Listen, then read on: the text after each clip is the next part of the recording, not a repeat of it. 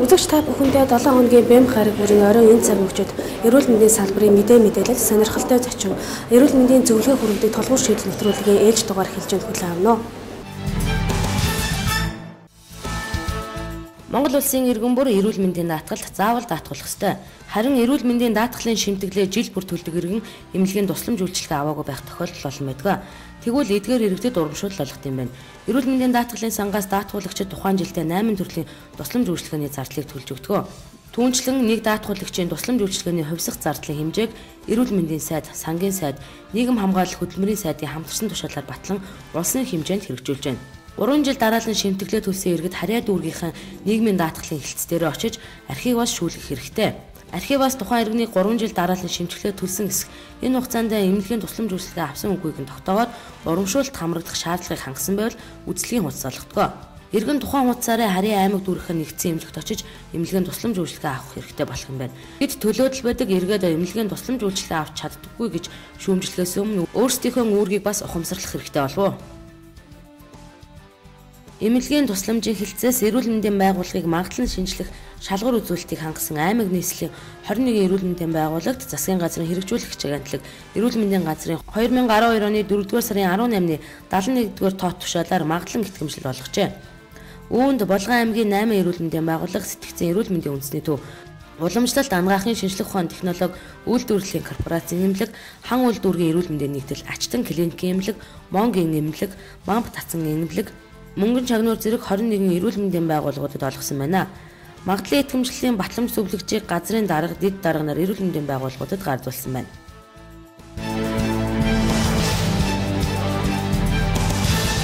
Үзэгчдийн тулгуур шийдэл нэвтрүүлэг зочны цагаараа үргэлжлэн хурж байна. Манай энэ удаагийн хүндэт зочноор эрүүл мэндийн дэд сайд Ангаах ухааны доктор Хатагтай Цолмон хүрэлцэн ирээд байна. Танд нийт телевиз үзэгчдийн өмнөөс энэ орой мэндийг хүргэе. За баярлалаа. Ингээд тулгуур шийдэл нэвтрүүлгээрээ дамжуулаад Монголынхаа нийт ард түмэнд ирээдүйн одоо иргэд хүүхдүүдтэй эрүүл сайн сайхан бүхний хүсэн өрөөё. Тэгэхээр би бас яриагаа эрүүл хүүхд аянаар эхлүүлэе гэж бодож байна. Энэ эрүүл хүүхд аяны хэрэгжилт маань одоо эхлээд баггүй хугацаа өнгөрлөө. Энэ хэрэгжилтэнд одоо эцэг эхчүүд, ард иргэд маань маш сэтгэл хангалуун бас эргээр хүлээж авч байна. Тэгэхээр энэ аяныг одоо хэрэгжүүлэх санаачлахсан шалтгаан нь юу юм бэ? За тэгэхээр Монголын нийт хүн ам 2010 оны одоо судалгаагаар бол ойролцоогоор 2,780,700 хүрсэн байна. За энэ хүн амын 36.1%-ийг 0-аас 18 насны хүүхдүүд эзэлж байна. Өөрөөр хэлэх юм бол нийт Монголын ард түмний одоо 3.1-ээс дээш хувийг бол хүүхдүүд маань эзэлж байна. Тэгэхээр энэ бол Монгол улсын хувьд бол асар их нөөц юм. Яагаад гэвэл бид эрүүл чирэг, оюунлаг, эрүүл саруул одоо иргэдтэй байж аж Монгол улсны хөгжил тусгаар тогтнол цаашдын одоо бидний өмнөө тавьсан том зорилтууд биелэх ёстой учраас бид одоо хүүхдүүдийнхээ эрүүл мэндэд бол хамгаас түрүүнд анхаарах ёстой. Яг бол Монгол улс бол бусад улс орнуудтай харьцуулахад харьцангуй залуу орн байгаа. Тэгэхээр энэ их нөөц, энэ их баялгаа бид одооноос эхэлж одоо хайрлаж хамгаалахгүй бол хизээ одоо хайрлаж хамгаалах вэ гэдэг л асуудал байгаа юм л да. Тэгэхээр хүүхдүүд маань Монгол улсын хувьд бол ерөөсөө эрүүл мэнд, боловсрол, нийгмийн одоо үйлчилгээг бол жиг тэгш хүртээмжтэй авах хэрэгтэй байдаг. Энэ бол үеийн засгийн газрын одоо бодлогын цөмдөнд байсаар ирсэн. Тэгэхээр энэ засгийн газрын хувьд ч гэсэндээ бид хүүхдүүдтэй илүү төлхөө анхаарч ялангуяа одоо 0-аас 18 насны бүх хүүхдүүдтэй эрүүл мэндийн ерөнхий одоо шинжилгээ, уншилгаа үйлчилгээнд хамруулж тухайн одоо хүүхдүүд дээр эрүүл мэндийн нэгдсэн одоо мэдээллийн санг бүрдүүлэх ийм том одоо зорилтыг тавьж ажиллаж байна л да. Ингээ Монгол улсын ерөнхий сайдын санаачилсан энэ одоо энэ хүү эрүүл хүүхэд Монголын ирээдүй гэсэн аян маань бол эхлээд одоо маш амжилттай явж байна. За эцэг эхчүүд бол маш их тийм талархалтай хүлээж авч байгаа. Ялангуяа одоо ерөнхий боловсролын сургуулиудын багш нар маш их тийм таалалтай хүлээж авч бидний үйл ажиллагаанд бол одоо тус дэм үзүүлж хамтарч ажиллаж байгаа. Би бас энэ ташрамыг тохиолдуулаад гүн талархлаа илэрхийлэхийг хүсэж байна. Мөн эцэг эхчүүдтэй энэхүү аянд хүүхдүүдэд одоо үргэлжлүүлэн одоо хамруулаарай. Яагаад гэвэл бид хүүхдүүдийн хамруулснаар хүүхдүүдийн маань эрүүл мэндийн одоо төлөв байдал ямар байна уу? Өсөлт хөгжилт нь яг настайгаа одоо тохирч байна уу, тийм ээ? Юу нь болохгүй байна уу гэдгийг одоо гаргаж ирнэ. За 2010 онд бид хүүхдүүдийнхаа дунд бүртгэл зүүн одоо судалгааг хийсэн. 10,000 хүнд хүүхдэд ноогдох өвчлөлийн төлөв байдлыг бол тодорхойлсон юм байна. Тэгэхээр нялхсын хувьд бол өвчлөл ойролцоо 48.8 тохиолдол. За 1-4 насны хүүхдүүдэд 62.3 за тэгээд 4-өөс 15 насны хүүхдүүдэд 126 за 15-аас 19 насны хүүхдүүдэд бол 66.8 тохиолдол бол байгаа нь бол харьцангуй өндөр одоо ийм үзүүлэлтүүдийг үзүүлж байна л да. Тэгэхээр сүүлийн жилүүдэд Монгол улсын хувьд хүүхдийн өвчлөл эндэгдэл хэдийгээр буурч байгаа ч гэсэн бусад одоо хөгжинг улс орнуудтай харьцуулахад энэ одоо тохиолдлын тоо бол маш өндөр байгаа юм. Тийм ч учраас бид бол энэ хүүхдүүдийнхаа эрүүл мэндэд бол зайлшгүй анхаарах ёстой. Тэр утгаараа энэ аян бол үр өгөөж өгөх юм аян гэж ингэж үзэж байгаа. Тэгэхээр та бас сая ярьж байгаа хүүхдүүд маань жигт хүртээмжтэй бас хэрэгтэй гэж байна. Саяхан бас та хүүхдийн хорих хаан дээр очиж хүмүүжч хүүхдүүдийг энэ эрүүл хөвгт аянд хамруулсан. Энэ хүүхдүүд болоод хөдөө орон хүүхдүүд маань ер нь яаж авч байна вэ?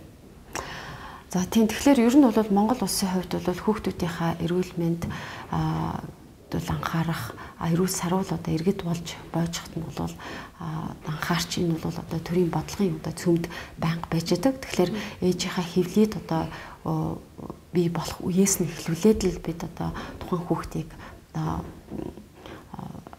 асарч хамгаалдаг ийм сайхан бол одоо Монгол ёс уламжлалтай. За энэ ёс уламжлалаач гэсэн дагаач гэсэндээ Монгол улсын засгийн газараас бол байнга одоо хүүхдүүдийнхээ эрүүл саруул одоо өсөн торних боожих боловсрох мэдлэг мэрэгжил эзэмших тал дээр бол нэлээд одоо ажлуудыг зөвхөн одоо дан ганц эрүүл мэндийн салбар боловсролын салбар гэхгүйгээр бүх салбарууд одоо уялдаа холбоотойгоор үйл ажиллагаагаа нэгтэн одоо зохион байгуулж явдаг юм сайхан бас бололцоонууд боломжууд бий болж бүрдэж байна. Тэгээ 2008-аас 10 онд бол бид хүүхэд хөгжил хамгаалал үндэсний хөтөлбөрийг бол хэрэгжүүлж ирсэн. За энэ одоо хөтөлбөрийнхаа хүрээнд бол одоо яг хүүхдийн эрүүл мэндийн асуудал бол нэлээд сайн тусгагдсан ийм одоо хөтөлбөр байсан. Тэгээд энэ хөтөлбөр маань хэрэгжээд дууссан ч гэсэн цаашид бид одоо энэ хөтөлбөрийг үргэлжлүүлж ялангуяа одоо эрүүл иргэдийг одоо өсөж болж торниулахад бол хот хөдөөгийн ялгааг яг энэ хүүхдэд үзүүлж байгаа эрүүл мэндийн тусламж үйлчилгээнд дээр арилгах тал руу бол чиглэгдэж байгаа л да.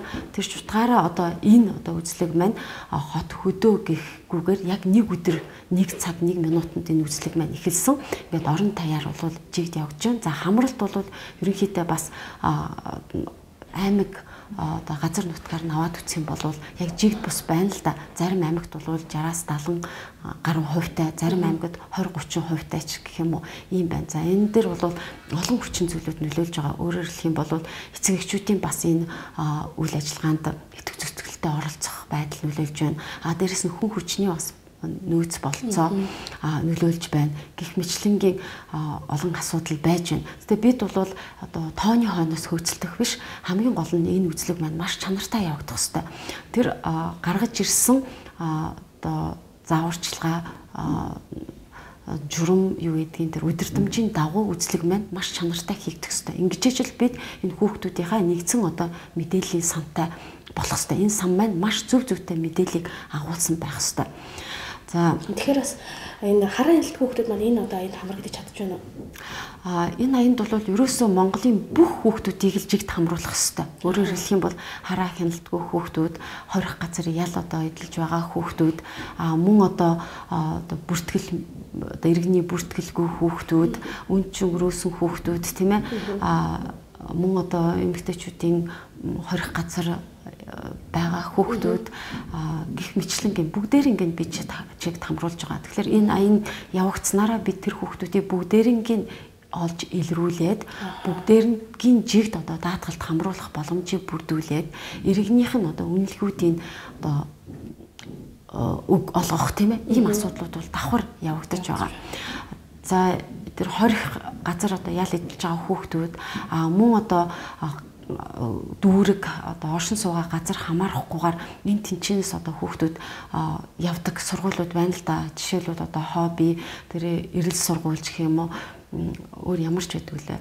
Олон улсын одоо сургуулиуд тийм ээ хэлний одоо чиглэлээр давуу одоо боловсрол эзэмшүүлдэг сургуулиуд гэх мэтлээ. Энэ сургуулиуд иймэрхүү газруудад бол манай их хүүхдийн эрүүл мэндийн төвөөс нарийн мэрэгжлийн эмчнарын тусгай баг гарч тухайн газрууд дээр нь очиж одоо хүүхдүүдэд үзэж байгаа. Тэгэхээр яг энэ аяны хүрээнд бол нэг ч хүүхэд бол завсардаж үлдэх ёсгүй, бүгдээрээ одоо жигд хамрагдаж байгаа гэдэг хэлмээр. Тэгэхээр хүүхдүүдийн мануудаас одоо ямар төрлийн өвчин юмыг зовлон тохиолдож байна вэ? За хүүхдүүдийн маань дунд бол за одоогийн байдлаар яг 450 гаруй мянган хүүхдүүд маань оролцоод үйлчлэг маань ойролцоогоор 70% та явагдаж байна. За үүнээс үзэхэд бол 65.1% нь бол тодорхой хэмжээний одоо өвчлөлттэй байна гэсэн ийм одоо тооцоолол гарч байна. За хүүхдүүдийн маань дунд ялангуяа хоол боловсруулах замын одоо эрхтний өвчнүүд мөн одоо шээс бэлгийн тогтолцооны өвчлүүд чих хамар хоолой шүдний өвчлүүд бол маш их элбэг тохиолдож байна л да. Тэр ч утгаараа яг энэ одоо аяны хүрээнд бол бид шүдний болон одоо нүүр амны чиглэлийн одоо үзлийг давуу төлхөө хийж шүд цорх өвчнүүдийг одоо эмчлэх ийм одоо зорилтуудыг тавьсан байгаа. За ер нь бол нийт одоо нэг статистик хэлэх юм бол нийт цэрэг татлагын одоо үеэр бас судалгаануудыг хийсэн. За ингээд цэрэг татлагт тэнцээгүй хүүхдүүдээс аваад үзэхэд бол ойролцоогоор 15.4% нь бол дотрийн, за 14.3% нь бол нүдний хараа муу. За 14.2% нь бол чих хамар хоолой өвчлөл. За тэгээ 7.2% нь бол мэдрэлийн одоо гаралтай ямар нэгэн өвчнөд. За 10.7% нь бол бие бэлтрийн хөгжил дорой байдлаас бол цэрэгт одоо татагдах боломжгүй байна гэсэн ийм одоо судалгаа байдаг. За үүнээс аваад үзэхэд бол нийт хүүхдүүд маань бол нэлээд одоо өвчл өндөртэй. Ялангуяа одоо энэ бие бэлтэр оюуны одоо хөгжил бол бас хомсдолтой байгааг харагдуулаад байгаа. Тэгэхээр бид яг энэ үзлэгээрээ одоо нийт хүүхдүүдийн маань зөвхөн одоо тэр бол судалгаа бол энэ цэрэг татлагт хамрагдах хүүхдүүдийн дунд явагдсан байна. Тэгэхээр нийт одоо 0-аас 18 насны хүүхдүүдийн маань дунд энэ өвчлөлийн төл байдал ямар байна уу гэдэг маш нарийн тооцоолол үгээр гарч ирэх байгаа. Тэгэхээр энэ аяны хэрэгжилтэнд одоо бас тулгамдж байгаа ямар асуудлууд байна? За тулгамдж байгаа асуудлууд гэх юм бол яг нийт улс орон дээр бол хамралт бол жигд бус байна. Түрүү би хэлсэн тухайн аймагуудад бол янз бүрийн одоо хамралтуудтай байна. Дээрээс нь 0-аас 6 насны хүүхдүүдийг ялангуяа одоо 6 настай сургуульд орсон 1-2 дугаар ангийн хүүхдүүдийг үзлийг хийхэд бол эцэг эхчүүд нь бол зайлшгүй байх шаардлагатай байгаа. Тийм ч учраас тухайн хүүхдийг хаана хизээ үзлэгт хэрхэн хамрагдах талаар мэдээлэлүүд бол маш нарийн эцэг эхчүүдэд болон тухайн одоо хамрагдах үзлэгт зохион байгуулж байгаа байгууллагуудад хүргэгдсэн байгаа. Учираас эцэг эхчүүд бага насны хүүхдүүдийнхээ үзлэгт хамрагдах тэр өдөр ирж хамт байлцаж хүүхдийнхээ одоо эрүүл мэндийн байдлаар бас нэмэлт мэдээллийг өгч хүүхэд нь одоо ямар зовиртой, ямар өвчтөй байдгүй гэдгийг бас дэлгэрэнгүй хэлж өгөх юм бол бидний үйл ажиллагаанд маш их нэмэртэй байгаа юм л да. Гэтэл яг ийм байдал бол бас төдийлөн одоо бий болж өгөхгүй байна. За нөгөөтэйгүр ачаалал их байна. Ачаалал маш их энэ хүүхдүүдийг бид сургууль одоо завсралгаас өмнө үзэж дуусгах хэрэгтэй байгаа. 5 сарын 27 гэхэд тэр бүх хүүхдүүдэд одоо хамруулж үзлэгийг одоо хийж хажуугаар нь бас эмчлэн гэдэг бол маш их ачаалалтай. Гэхдээ бид өөрсдөө байгаа одоо нөөц болцоогоо дайжлаад үзлэгийг бол маш сайн одоо чанартай явуулахын төлөө ажиллаж байна. Энэ үзлэгт бол бид одоо маш сайн бэлтгэсэн л дээ. Бүр шинжлэх ухааны үндэслэлтэйгээр хаана хэрхэн зохион байгуулах уу, хэн яг юуг хариуцах уу, ямар нэгэн хүндрэл гарах юм бол яах вэ, тийм ээ? Бүгдээринг нь одоо маш нарийн одоо өдөртөмж боловсруулж түүнийхээ дагуу хийж байгаа учраас яг хүндрэл гээд байх юм бол одоохондоо бол гарахгүй байна. Гол нь бол тэр мэдээллийг бол маш зөв зүйтэй өгөх үүднээс хүүхдүүд маань өөрсдөө бас их тийм идэвхтэй байх хэрэгтэй. Ялангуяа одоо бас том ангийн, халах ангийн хүүхдүүд өөрсдийнхөө хүсэл эрмэлзлээр энэ үзлэгтээ хамрагдах хэрэгтэй байна. Өөрсдөө байгаа тэр одоо биеийн завөр, эрүүл мэндийн байдлаа хилэн далангуу одоо хэлж өгөх хэрэгтэй байна. За эцэг эхчүүд цаашлаад энэ үзлийн хүрээнд бол би зөвхөн одоо хүүхдүүдэд үзээ зогсохгүй хүүхдүүдэд цаашид эрүүл сарвал байлгах, эрүүл мэндийн талаарх мэдлэгийг бол давхар өгж яваа. Ямар өвчнөөс хэрхэн яаж сэргийлэх вэ? За энэ мэдээллүүдийг хаанаас авах вэ? Эцэг их нь ямар мэдлэгтэй байх ёстой, хүүхдүүд өөрсдөө ямар мэдлэгтэй байх ёстой юм, тийм ээ. Яг талаар бол мэдээллүүдийг бол давхар өгч явж байгаа учраас энэ эрүүл мэндийн талаарх соён гэрүүлэх ажиллагаа бол бас сайн явагдаж байгаа.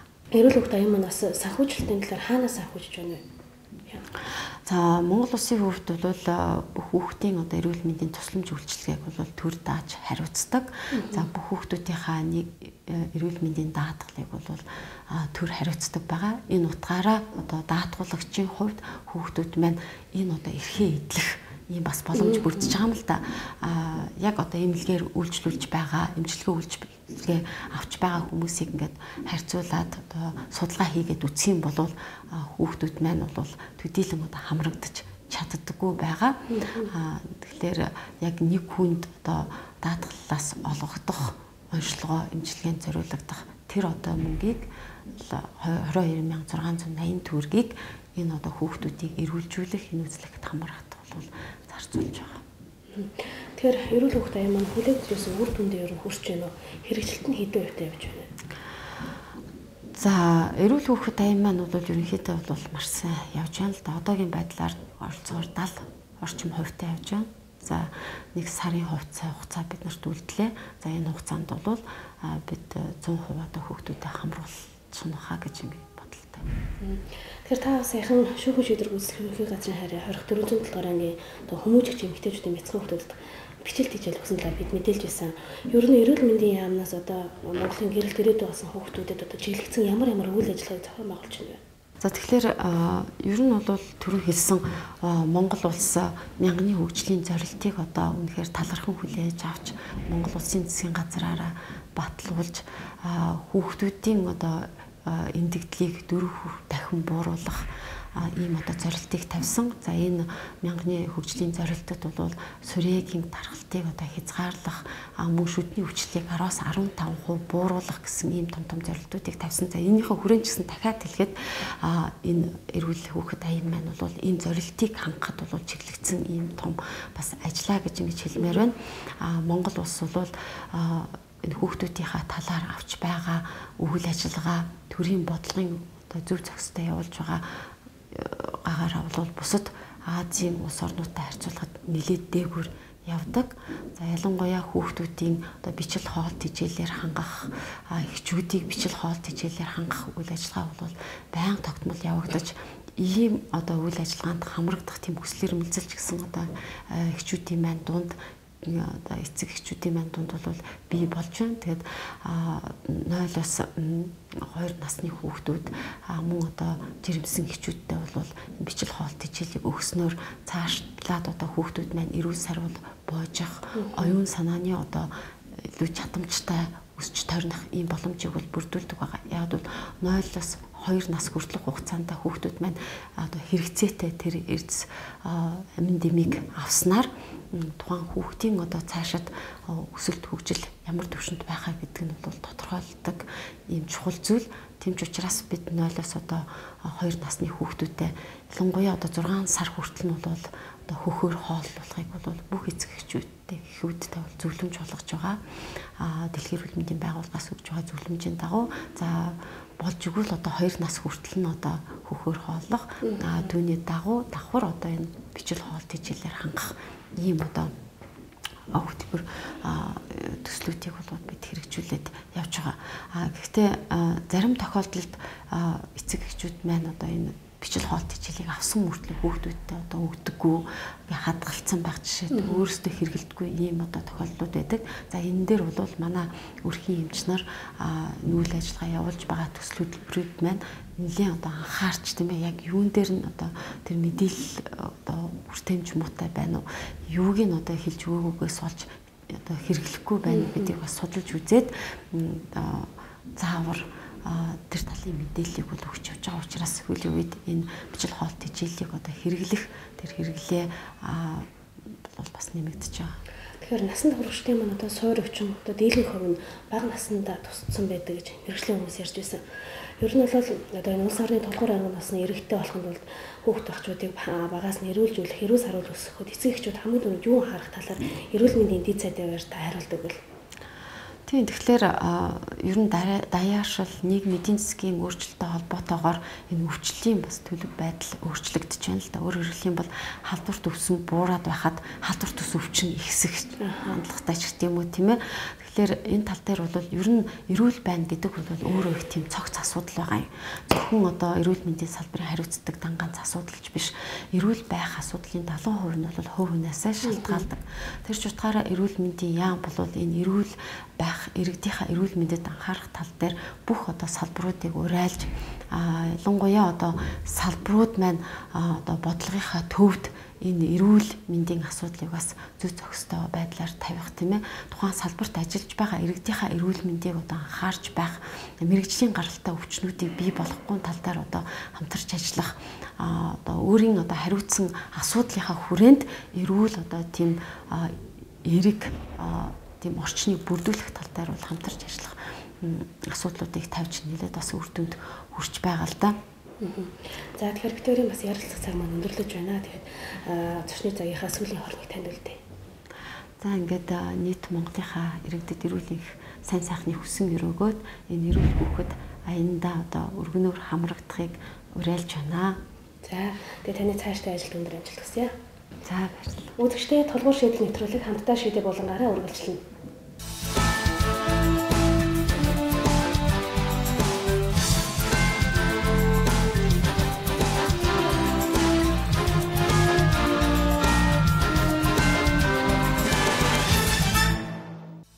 Монгол улсын ерөнхий сайдын санаачлагаар улс орон даяар эрүүл хүүхэд Монголын ирээдүйн аяныг өрнүүлээд багагүй хугацаа өнгөрөөд байна. Эрүүл хүүхэд аяны хэрэгжилтийн талаар холбогдох хүмүүсээс авсан мэдээллийг толгуур шийдэл нэвтрүүлэг цаг тухайд нь мэдээлж байгаа билээ. Энэ удаагийн хамтдаа шийдэ болонгаараа бид шүүхийн шийдвэр гүйцэтгэх ерөнхий газрын харьяа 20411-р ангийн хүмүүжигч хүүхдүүдийн эрүүл хүүхэд аянд хамрагдсан сурвалжлагыг хүргэхээр бэлтлээ. Ингээд өнөөдөр та бүхнийгээ бас уулзаж бид төвийг гэсэндээ хамтдаа өнгөрөх болсондоо маш их баяртай байна. Монголын хүүхдүүд бол Монголын ирээдүйн бидний хөгжлийг цаашид авч явах, улсаа дэлхийн түвшинд хөгжүүлэх ийм одоо хүч гэдэг та бүхэн мэдж байгаа. Их баярлалаа тань. Таны ажил төрөлд амжилт хүсье. Улстай нэрийн өмнөөс манай бүх цоглогоо ер нь таны ирнэгээр сэтгэл хөндөр өнөөдөр уулзлаа гэж баяртай байгаа мэдээж. Их баярлж байгаа шиг байна. Танд баярлалаа. Өнөөдөр манай энэ аяны хүрээнд манай төвөөс манай хүүхдийн эмнэлгийн дарга баясгалантайгаар ахлуулсан нийтдээ 9 эмч ажиллаж байгаа.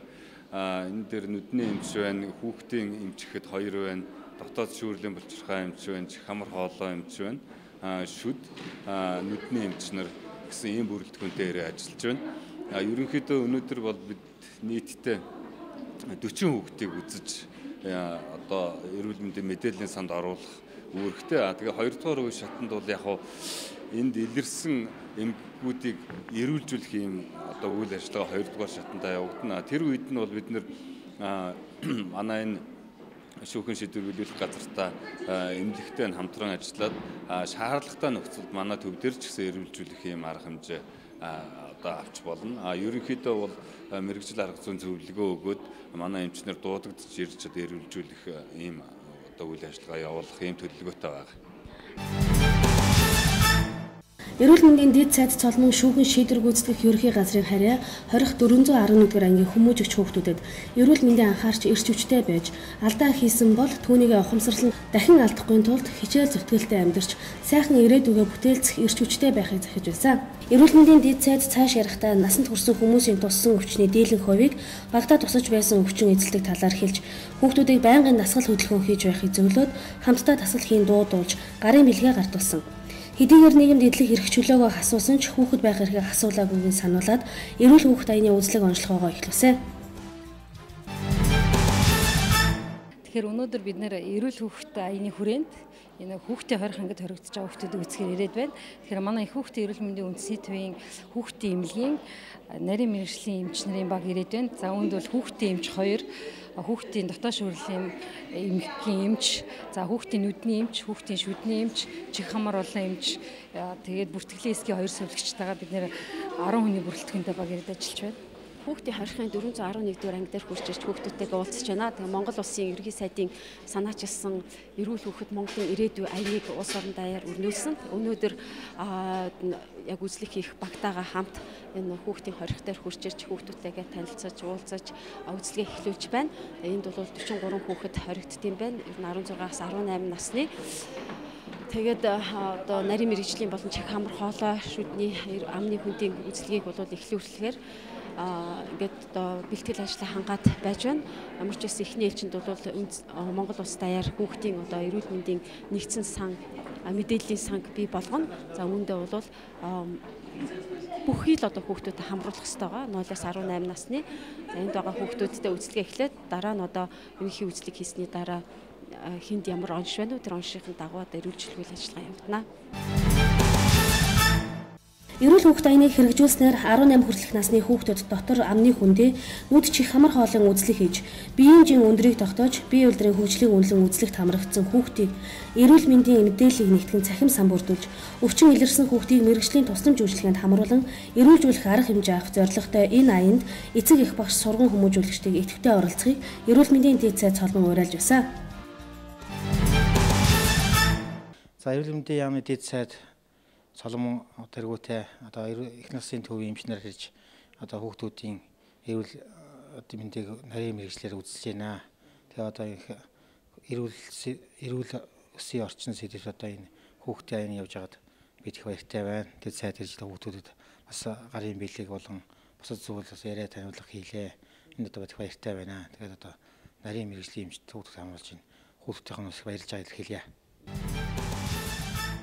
Happy Veritas лаборатори нь Монгол улсад анх удаа илгэний А, Б, С, Д вирусын тоон үзүүлэлтийг гаргах шинэ технологи нэвтрүүлсэн. Энэ шинжилгээг нэвтрүүлснээр гадаад руу очиж шинжилгээ өгөх шаардлагагүй болсон лабораторийн салбарыг нэг шат ахиулсан юм а. БЦ вирусыг тоолох шинжилгээ нь дэлхийн хөгжилтэй орнуудад 10 жилийн өмнөөс хийгдэж эхэлсэн ч одоо манай лабораторид ашиглагдаж байгаа Taichmani технологи дээр үндэслэгдэн хийгдэж байгаа тул ийхүү 10-ад жилийн хоцрогдлыг арилгасан юм а. Ингэснээр бол Монголд илгэний хорт хавдраар хагалгаанд орох байгаа улсуудын одоо хаалга хэр зэрэг амжилттай болох нь вэ? Цаана илгэнийх нь нөө зүйл ажиллагаа тэр хүний шаардлагыг дийлэх нь үгүй юу гэдгийг тогтоох боломж бүрдэж байгаа. За тэгээд нэлээд сүүлийн үед шинээр нэвтрүүлсэн арга гэдэг бол бид бүхэн фибросканы шинжилгээ гэж шинжилгээ байдаг. Энэ нь болохоор зэрэг Монголд илгэний хатуурал гэдэг өвчин маш их байдаг. Илгэний хатуурлаас жилдээ нэг 12 мянган хүн шинээр одоо өвчилж байдаг. Тэндээс нэг жилдээ нэг 9 мянган хүн илгэний хатуурал гэдэг өвчнөөр нас барж байдаг. Тэгсэн хэрнээ манай орны хувьд тэр илгэний хатуурал гэдэг өвчнийг үе шатаар нарийн тогтоодог онцлогооны одоо тоног төхөөрөмж технологи нэвтрээгүй байсан байхгүй юу. Тэгээд энэ технологиг 2011 оны намар Монголд нэвтрүүлсэн. Дэлхийд нэг 27 оронд нэвтэрсэн байдгаас манай Монголд 28 дахь орн болж ингээд нэвтэрсэн байж байна. Ингэснээр бид бүхний хувьд бол иргэний хатуурлыг хамгийн эрт үе шатанд нь тогтоогоод тэгээд эмчилгээ хийгээд эмчилгээнийхээ үр дүн хянах боломж бүрдсэн юм байна.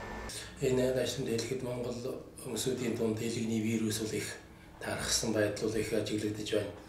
Санаанд орохгүй одоо их нэг тийм тодорхой шин тэмдэг илэрхгүй яваад нь одоо анзаарахгүй яваад хүндэрсэн хоноо эмчлэх гэж ялэгдэх гэж ирэх өдөө гадаанаас ийм тохиолдол их байна.